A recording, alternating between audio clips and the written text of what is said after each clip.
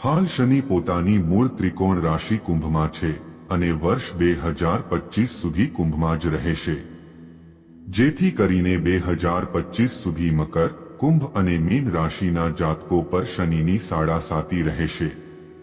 આ જાતકો કષ્ટોનો સામનો કરશે. જ્યોતિષ શાસ્ત્રમાં શનિને ન્યાયના દેવતા તરીકે ઓળખવામાં આવે છે. શનિદેવ કર્મો મુજબ ફળ આપે છે અને 2.5 વર્ષમાં રાશિ પરિવર્તન કરે છે.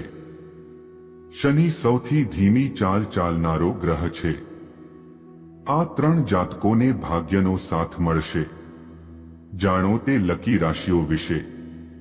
વિડિયોની શરૂઆત કરતા પહેલા આપ સૌને ખાસ વિનંતી છે, જો તમે પણ માં લક્ષ્મીને માનતા હોવ તો કોમેન્ટમાં જય માં લક્ષ્મી જરૂર લખજો, જેથી માં લક્ષ્મીજીની કૃપા હંમેશા આપ પર બની રહે અને ચેનલને સબસ્ક્રાઇબ કરવાનું ભૂલતા નહીં.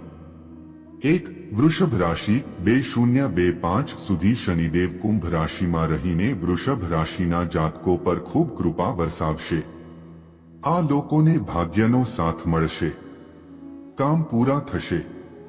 નોકરી કરનારાઓને કોઈ સારો પ્રસ્તાવ મળી શકે છે, જે તેમને ઊંચા પદ, આવકમાં વધારો અને સન્માન આપશે.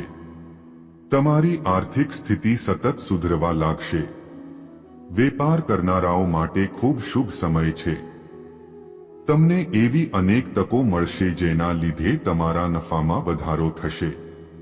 2. સિંહ રાશિ. સિંહ રાશિવાળા માટે શનિ ખૂબ શુભ છે.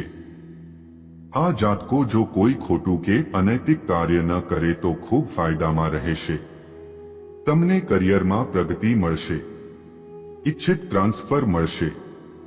ધન કમાવવાની મોટી તક મળશે. જીવનસાથીનો સહયોગ મળશે. તમે પણ તેની પરવા કરો.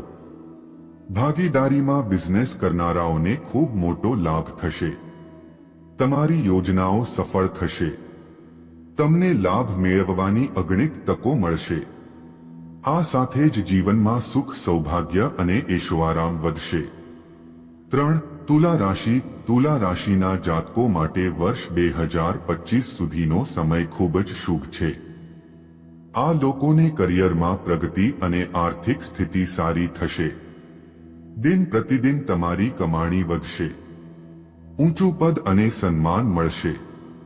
કહી શકાય કે તમને મનગમતું પદ મળી શકે છે. વેપાર કરનારાઓને લાભ થશે. મોટા ઓર્ડર મળશે.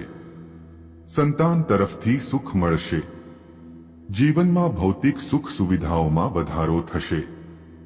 જમીન સંપત્તિ વધશે. મિત્રો, વિડિયો પસંદ આવ્યો હોય તો લાઈક, શેર અને સબસ્ક્રાઇબ જરૂર કરજો. જય માતા લક્ષ્મી.